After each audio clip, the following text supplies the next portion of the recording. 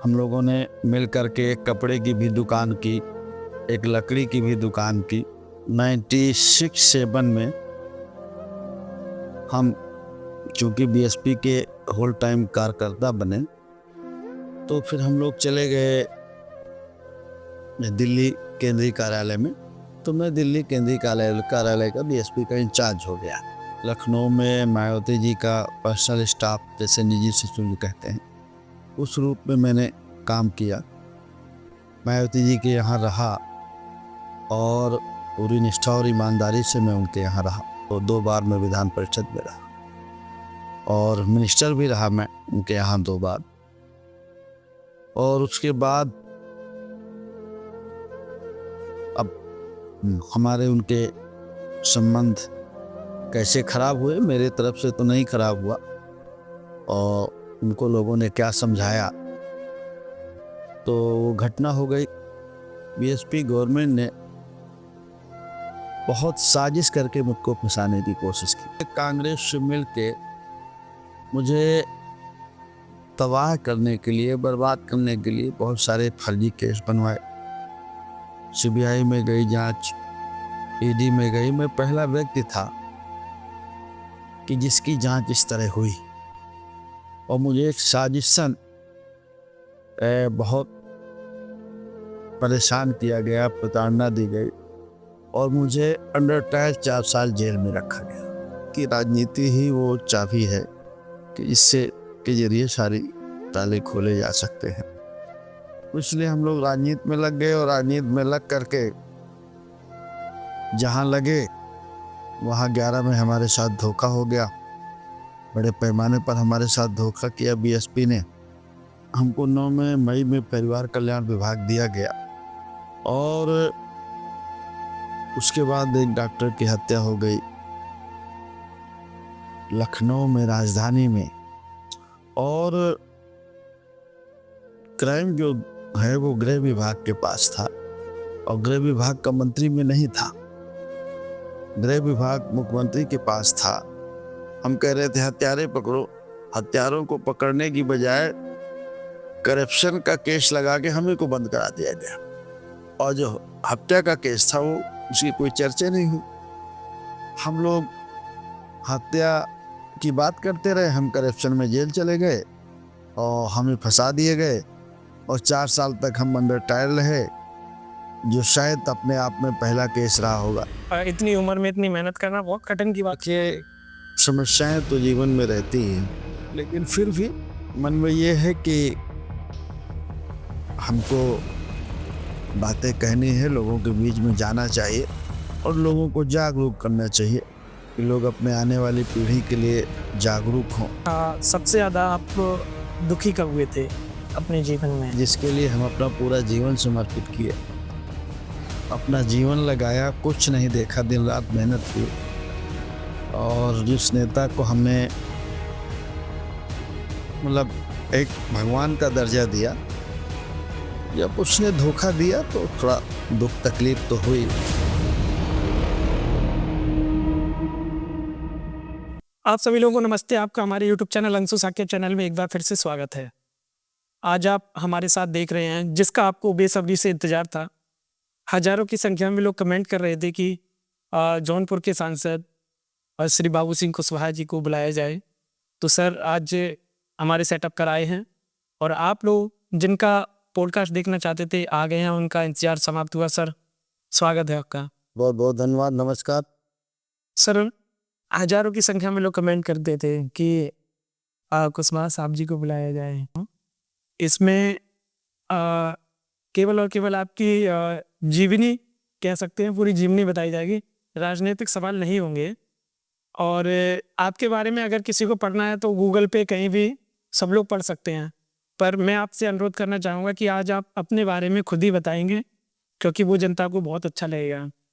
तो सर सबको पता है कि आपका जन्म कहाँ हुआ है, पर मैं आपसे भी कहना चाहूँगा सर बताइएगा कि आपका जन्म कहाँ पर हुआ। मेरा जो जन्म स्थान है अंशुल जी, बुंदेलखंड में एक बांदा जिला है, बांदा जिला में एक बबेरू तहसील है, वहाँ पे एक गांव है पखरौली, वहाँ पे मेरा जन्म हुआ 7 मई 1900 1966 में। और वहाँ के बाद स्वाभाविक है गांव में प्राइमरी होता है, उस समय कोई पब्लिक स्कूल तो थे नहीं गांव में। गांव में प्राइमरी स्कूल गए, फिर वहाँ से बबेरू आ गए, कस्बा है एक, परगना है। फिर वहाँ से हमारे बड़े वाले ब्रदर जो है, एक अतर्रा कस्बा बड़ा है, वहाँ पढ़ते थे, मैं वहाँ आ गया। तो वहाँ मैंने पढ़ाई की और पढ़ाई करते करते हम लोग थोड़ा सोशल हो गए और तो सोशल भी काम करने लगे और बीच में पढ़ाई को कम करके हम लोग थोड़ा अपना काम धाम भी शुरू की। उसमें एक हम लोगों ने मिल करके एक कपड़े की भी दुकान की, एक लकड़ी की भी दुकान की, तो ये भी साथ में चलता रहा। और इसी दरमियान हम लोग बीएसपी बनी, बहुजन समाज पार्टी। तो इसी दरमियान हम लोग बीएसपी में हम लोगों ने काम शुरू कर दिया। बीएसपी में काम करते करते हम जिला अध्यक्ष हो गए 94 में।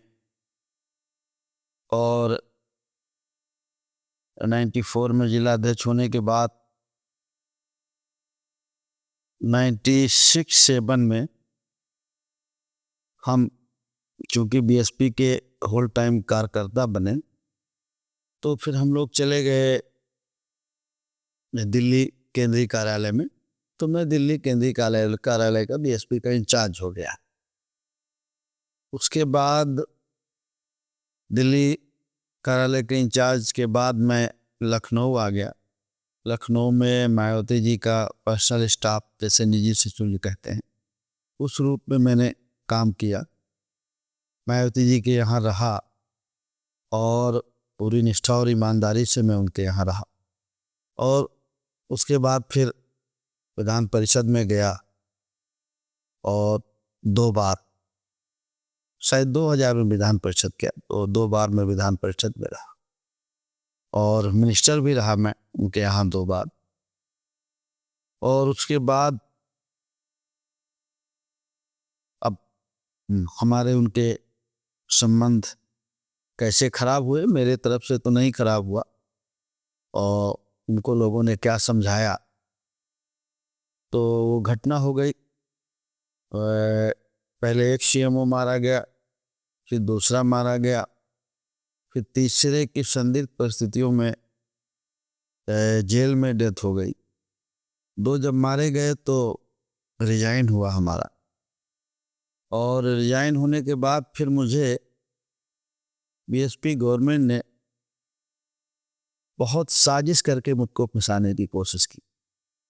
उन दिनों में 10-11-12 में कांग्रेस की सरकार थी और बीएसपी का समर्थन था। तो बीएसपी के नेतृत्व ने कांग्रेस से मिलके मुझे तबाह करने के लिए, बर्बाद करने के लिए बहुत सारे फर्जी केस बनवाए। सीबीआई में गई जांच, ईडी में गई। मैं पहला व्यक्ति था कि जिसकी जांच इस तरह हुई। जब मेरे पास कुछ नहीं मिला तो जो सोसाइटियां होती हैं, कॉलेज वाले की समितियां, उन पे जांच की गई। कहा गया कि करप्शन का पैसा वहां लगा है। और मुझे एक साजिशन बहुत परेशान किया गया, प्रताड़ना दी गई और मुझे अंडर ट्रायल 4 साल जेल में रखा गया। और 4 साल बाद मैं बेल से आया। तो हम लोग जब जेल में थे तभी हमने जन अधिकार पार्टी बनाई थी। जब जेल में जब थे तो हमारे साथियों की बात हुई कि भाई हम लोग गरीब और कमज़ोर के लिए काम करते थे बीएसपी में, इसीलिए गए थे कि पिछड़े और दलित और आदिवासी और किसान मजदूर की और मुसलमान भाइयों की बात करेंगे, बहुजन समाज बनाएंगे, इस देश के जो बहुसंख्यक समाज है उसकी लड़ाई लड़ेंगे। तो बीएसपी तो भटक गई उस रास्ते से, लेकिन हम लोग करेंगे इस काम को। तो हम लोगों ने जन अधिकार पार्टी बनाई और जेल से निकलने के बाद हम लोगों ने, जब 16 में हम जेल से निकले तो फिर हम लोग सबके बीच में गए, लोगों से मिले, सभी जिलों में सलाह मशविरा करके। सर आपने तमाम तरीके की बातें बताई हैं। अब एक चीज़ बताइए सर, आपने राजनीति ही क्यों चुनी है? क्योंकि आप अपने कारोबार को आगे बढ़ा सकते थे। जब हम बिजनेस कर रहे थे तो जब आपसे बताया बीएसपी में काम करने लगे तो जो एक समाज में गैर बराबरी थी वो बहुत झकझोरती थी। जो समाज में गैर बराबरी थी, ऊंच नीच था, भेदभाव नहीं था, भेदभाव था, तो वो बहुत कचोटती थी। चाहे वो पिछड़े समाज के लोग हों या दलित समाज के लोग हों, हम भी अपने आप में पिछड़े वर्ग के होने के नाते हम लोग भी ये महसूस करते थे कि कुछ तो बात है।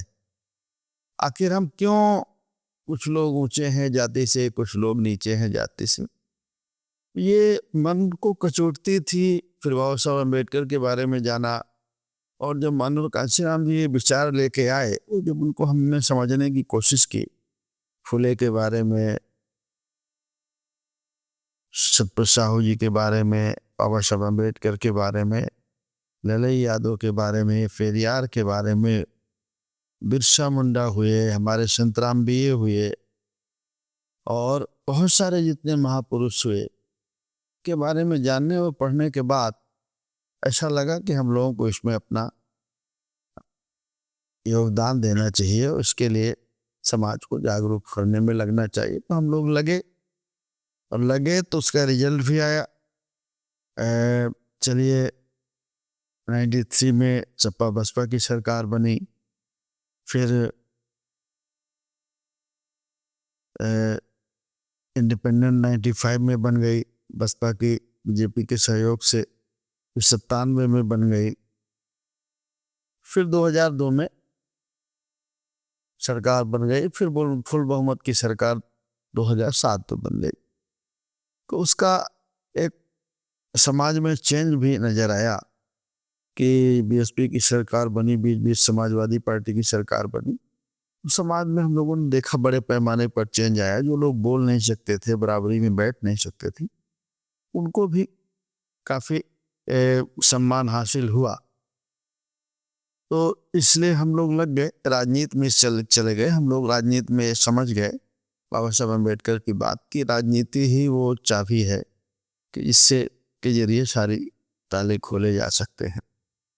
इसलिए हम लोग राजनीति में लग गए, और राजनीति में लग करके जहां लगे वहां 11 में हमारे साथ धोखा हो गया।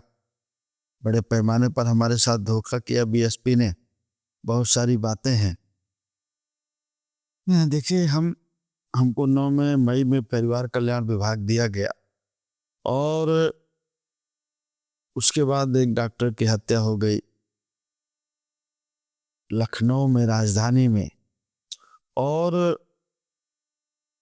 क्राइम जो है वो गृह विभाग के पास था, और गृह विभाग का मंत्री में नहीं था, गृह विभाग मुख्यमंत्री के पास था।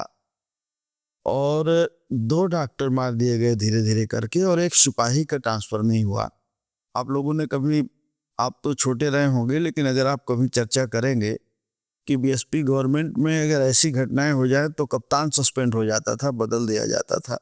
और लखनऊ राजधानी में 2 डॉक्टर मार दिए गए और एक सिपाही का ट्रांसफर नहीं हुआ। जेल के अंदर एक डॉक्टर सचान की संदिग्ध हालत में मौत हो गई, एक जेल का सिपाही का ट्रांसफर नहीं। ये बड़ी अजीब सी बात थी। ये साजिश मुझे समझ में नहीं आई। और फिर हम लोग कह रहे थे हत्यारे पकड़ो, हमसे रिजाइन ले लिया गया। हम कह रहे थे हत्यारे पकड़ो, हत्यारों को पकड़ने की बजाय करप्शन का केस लगा के हमें को बंद करा दिया गया। और जो हत्या का केस था वो, उसकी कोई चर्चा नहीं हुई। हम लोग हत्या की बात करते रहे, हम करप्शन में जेल चले गए और हमें फंसा दिए गए, और 4 साल तक हम अंडर ट्रायल रहे। जो शायद अपने आप में पहला केस रहा होगा। 4 साल बाद अंडर ट्रायल हम छूटे, जमानत पर आए। तो हम, जैसे मैं आपको बताया था कि हम पूरे प्रदेश में 75 जिलों में हम गए, लोगों से मिले, संपर्क किया, लोगों से अपनी बातें हमने कही, लोगों को भरोसा हुआ। हम लोगों ने जन अधिकार पार्टी के माध्यम से चुनाव भी लड़े। बहुत अच्छा रिजल्ट नहीं आया, लेकिन हम लोगों के बीच में जाते रहे, बात करते रहे, और आज भी हम लोग वो सिलसिला जारी किए हैं। चाहे वो जाति जनगणना का हो, एक समान भागीदारी का है, एक समान शिक्षा का है, भाईचारा बनाने का है, ये बातें हम लोगों के बीच में जा कर के कहते रहते हैं। चाहे किसान की समस्याएं हो, मजदूर की समस्याएं हो, कर्ज माफी का मामला हो, हम ये सारी समस्याओं को लेकर के लोगों के बीच में जाते हैं और कहते रहते हैं। अभी हम जो है 24 के चुनाव में पीडीए की बात आई, संविधान को बदलने की बात आई, तो हम इस हैसियत में नहीं थे कि हम मुकाबला कर सकते बीजेपी का। हम लोगों ने समाजवादी पार्टी का समर्थन किया, उन्होंने हमें जौनपुर से लड़ाया और अपना संबल दिया और जिता करके हमको लाए। तो ये शार्ट में मैंने अपना सफर बताया, और अगर उसको गहराई से बहुत चर्चा करें तो बीच बीच में बहुत दुख तकलीफ आई, तो उसकी मैंने बहुत बातें नहीं की, मैंने शार्ट में ये बातें आपसे। सर जैसे बहुत सारी चीज़ें बताई आपने, संघर्ष भरा जीवन रहा आपका। मतलब स्टार्टिंग में जो आपने मेहनत की और आज लगातार अभी भी आप संघर्ष कर रहे हैं। 75 जिलों में आप घूमते हैं, लोगों के बीच में जाते हैं, तमाम प्रकार की आपके पास समस्याएं भी आती हैं, कैसे हैंडल कर लेते हैं आप ये सभी चीज़ें? इतनी मेहनत, मतलब इतनी उम्र में इतनी मेहनत करना बहुत कठिन की बात है। देखिए, समस्याएं तो जीवन में रहती हैं। समस्याएं तो एक यही बहुत बड़ी है कि मुकदमे हैं, सीबीआई के हैं, ईडी के हैं, और मुकदमे हैं, परेशानियां हैं। लोग बहुत आसानी से बातों को नहीं समझते, लेकिन फिर भी मन में ये है कि हमको बातें कहनी है, लोगों के बीच में जाना चाहिए और लोगों को जागरूक करना चाहिए कि लोग अपने आने वाली पीढ़ी के लिए जागरूक हों।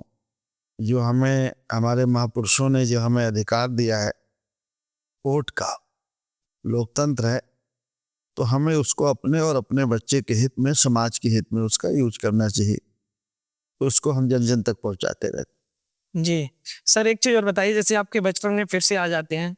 जैसे तमाम कोई भी व्यक्ति हो, सबका बचपन होता है, सब अपने अपने खेल खेलते हैं। जैसे हम अपने इटावा आसपास की बात करी जाए तो गिल्ली डंडा बोला जाता है, क्रिकेट बोला जाता है, तमाम चीज़ें होती हैं, और वो कंचा बोला जाता है। आपके बांदा जिला में आपने अपने जीवन में कौन कौन से खेल खेले हैं बचपन? ये भी खेल हमारी तरफ भी गिल्ली डंडा और कंचे वाला खेल था, हमारे बचपन में भी था। और जब हम कॉलेज में आए तो हम कॉलेज में खेलते थे, कबड्डी खेलते थे और खेल खेलते थे।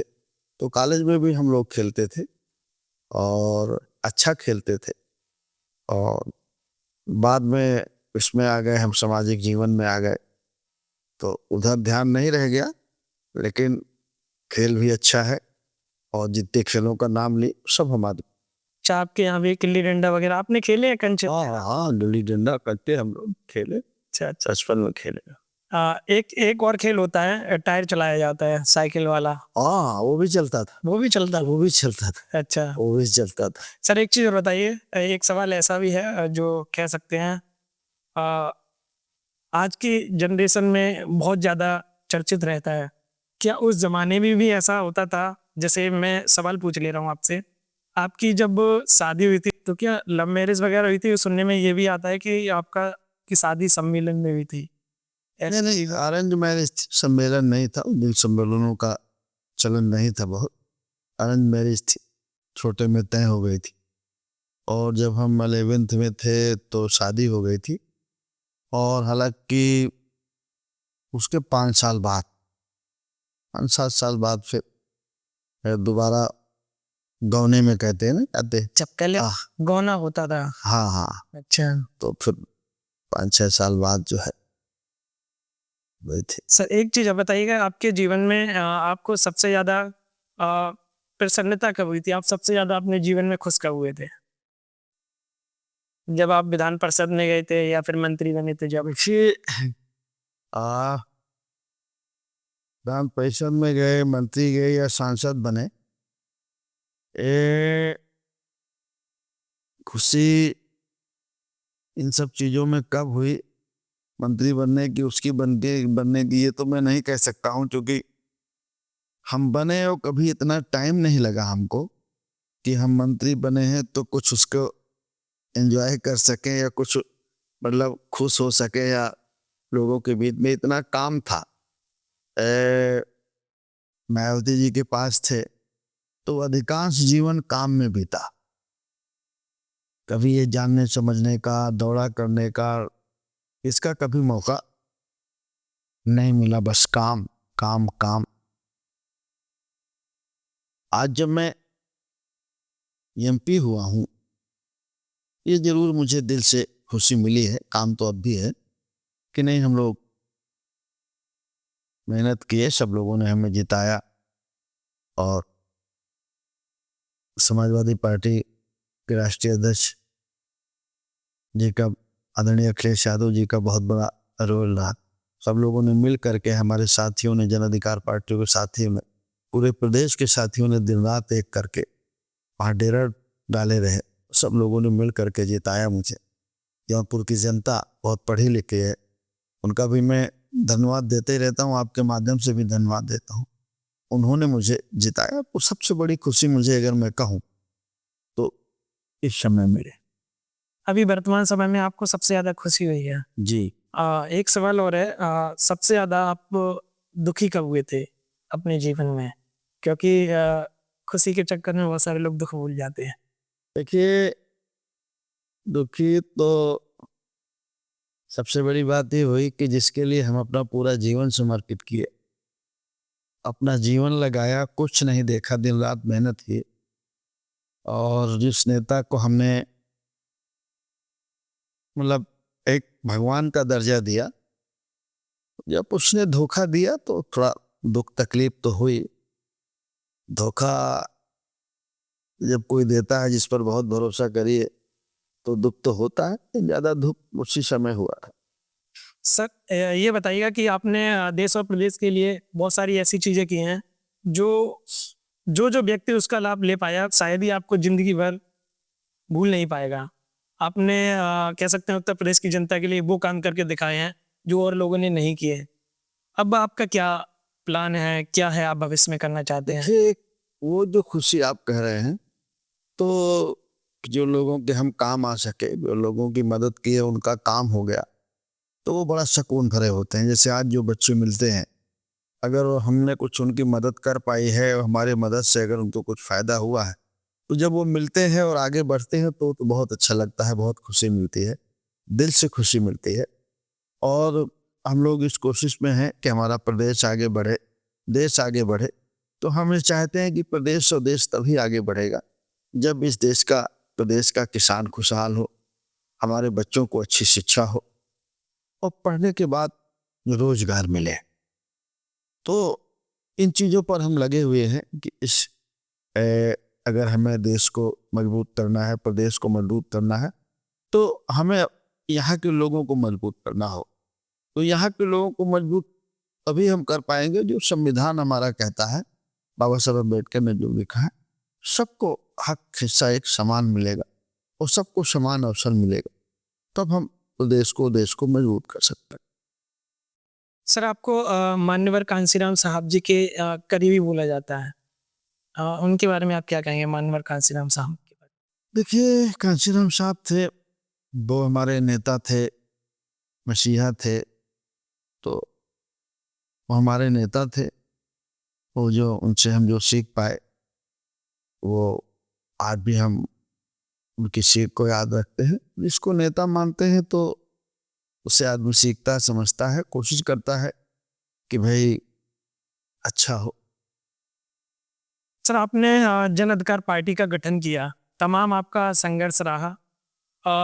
लगभग 10 साल आपने भरपूर कोशिश की, तमाम चीज़ें सफलता अब आपको मिली है। बहुत सारे जगह ये लिख कर आया था कि बाबू सिंह कुशवाहा साहब जी का राजनीति में पुनर्जन्म हुआ है। इस बात को लेकर आप क्या कहेंगे? अब लोगों की अपनी अपनी क्रियापद क्रिया है, क्या लोग कहते हैं तो पुनर्जन्म कहते हैं, क्या कहते हैं, लेकिन हम काम तो कर ही रहे हैं। काम कर रहे हैं। से हम जीत रहे हैं या नहीं जीत रहे हैं, लेकिन हमारी वजह से लोग जीत रहे हैं। जी। कहीं पे हमारी वजह से लोग हार रहे हैं, कहीं पर हमारे वजह से जीत रहे हैं, कहीं पर हमारी वजह से लोगों को फायदा हो रहा है। अगर हम काम कर रहे हैं तो लोगों को फायदा हो रहा है। जैसे हम मान लीजिए सोचे कि भाई हम मौर्य हैं, कुशवाहा हैं, तो जब हम काम कर रहे हैं तो जो दूसरी पार्टी में लोग हैं उनको फायदा हो जाता है हमारे समाज के लोग। तो जो अदर बैकवर्ड के लोग हैं, जब हम काम कर रहे हैं उनको जागरूक करने का, तो जो दूसरी पार्टी वाले हैं वो अदर बैकवर्ड क्लास लोगों को फायदा पहुंचाने की कोशिश करते हैं। कितना फायदा पहुंचता है वो कर पाते हैं समाज के लिए कि नहीं कर पाते, लेकिन वो फायदा पहुंचाने की कोशिश करते हैं ताकि हम जो कह रहे हैं वो बात सही ना हो। सर, आज की युवा पीढ़ी के लिए आप क्या कहना चाहेंगे कि आपके साथ लाखों करोड़ों की संख्या में युवा हैं? हमारे नौजवान बच्चों से हमारी यही अपील है कि खूब अच्छा खाना खाएं, खूब अच्छा पहने, और जो नशाखोरी का समाज में बड़ा व्यापक दुष्प्रभाव पड़ रहा है, नशाखोरी से दूर रहें और पढ़ाई के साथ साथ अपने अधिकारों के भी जानना बहुत जरूरी है। तो खास करके संविधान को भी जानें, संविधान को भी थोड़ी बहुत पढ़ें। अपने अगर हक अधिकार के बारे में जानते रहेंगे तो बहुत अच्छा। और राजनीतिक तौर पर जागरूक होना चाहिए। राजनीतिक तौर पर जागरूकता का मतलब ये नहीं है कि हम एमएलए एमपी बन जाए। राजनीति से पता हो कि हमें क्या अधिकार मिलने हैं, क्या अधिकार छीने जाते हैं, तो राजनीतिक तौर पर जागरूक रहना बहुत जरूरी है। जी। सर, पहले सोशल मीडिया नहीं हुआ करती थी। आपके ज़माने में सोशल मीडिया का दौर अभी 6-7 साल पहले से आया है।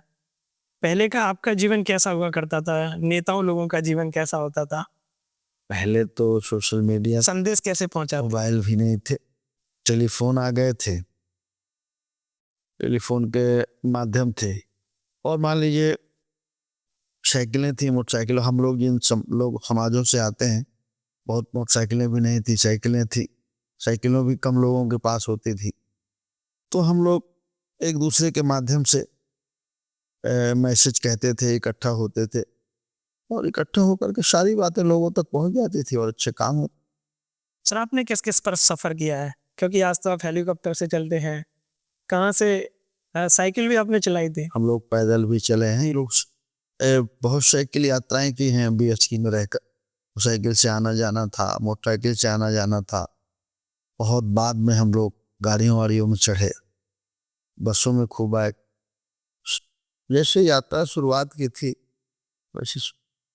चलिए, तो देख सकते हैं आप लोग, सर ने तमाम तरह की बातें बताई हैं। वो सभी बातें बताई हैं जो सर के जीवन में थी। अ, दुख भी छलका है जो बताया कि जिनको नेता मानते थे उन्होंने धोखा दिया। कहीं न कहीं बहुत ज़्यादा दुख होता है। और खुशी का पल आपको जानने का मौका मिला है। खुशी सबसे ज़्यादा जब हुई थी जब अभी जौनपुर से सांसद बने और बहुत बड़ी जीत हुई। एक महिलाओं के बारे में भी एक बात और बता दीजिए बस। देखिए, हमारी बहनों को, बेटियों को भी बहुत जागरूक रहने की जरूरत है। बाबा साहब अम्बेडकर ने जब कांग्रेस गवर्नमेंट से, माननीय जो पूर्व प्रधानमंत्री थे माननीय जवाहरलाल नेहरू जी, उनके कैबिनेट से जब उन्होंने ज्वाइन किया था तो हिंदू कोड बिल पर दिया। और हिंदू कोड बिल पूरी हमारे बहनों पर आधारित ज्यादा था। महिलाओं को अधिकार रहे, बराबरी का अधिकार रहे, संपत्ति में अधिकार रहे, हर क्षेत्र में उन्हें समानता का अधिकार रहे। ये मुख्य रूप से बातें थी। तो हम देखते हैं समाज में बड़ा गलत मैसेज है। कुछ बहनें हमारी सोचती हैं कि नहीं, बाबा साहब अम्बेडकर दलित के थे या ओबीसी के थे। बाबा साहब अम्बेडकर सबके थे। बाबा साहब अम्बेडकर, महात्मा फुले साहू ने संघर्ष किया, हमारे देश के सभी समाज के महिलाओं को आगे बढ़ने का और पढ़ने लिखने का राइट मिला। तो मैं उनसे भी कहूँगा, पढ़ें, खूब पढ़ें, पढ़ लिख करके हमारी बेटियां आगे बढ़ें, बढ़ रही हैं, डॉक्टर बने, इंजीनियर बने, सिविल सर्विस में जाए, लेकिन राजनीतिक जागरूकता बहुत जरूरी है। राजनीतिक तौर पर भी वो पता रहे कि सरकार जो आ रही है उनकी मंशा क्या है, तो उनको आना चाहिए कि नहीं आना चाहिए, कैसी सरकार आना, इस बारे में भी उन्हें जागरूक रहना चाहिए। सर एक लास्ट सवाल और पूछ ले रहा हूँ। सबके जीवन में एक ऐसा भी समय आता है, जैसे आज मैं मान लीजिए मैं कभी-कभी कहीं जाता हूँ तो जेब में 1 भी रुपए नहीं होते हैं, पर जाना है तो जाना है। क्या आपके जीवन में भी ऐसा समय आया था कि आपको कहीं जाना है और जेब में रुपए नहीं है, वहाँ जाना भी है? हाँ, ऐसा होता है, हुआ ऐसा हुआ आपके साथ? कब हुआ था? कहाँ जा हुआ है, हो जाता है। अच्छा, चलिए। तो आप लोगों ने देखा तमाम चीज़ें सर ने बताई हैं, तो आप लोगों को बहुत सारी चीज़ें सीखने को मिली होंगी। सर ने महिलाओं के बारे में बताया, आज के युवाओं के बारे में बताया और कहा कि आजकल जो युवा हैं थोड़ा धूम्रपान से बचे रहें, क्योंकि जीवन में आपको बहुत कुछ करना है, देश का आप सभी लोग भविष्य हैं और कुछ ऐसा करिए कि देश में नाम हो। तो सर, मैं आपका दिल की गहराई से धन्यवाद देता हूँ, आपने कीमती समय दिया।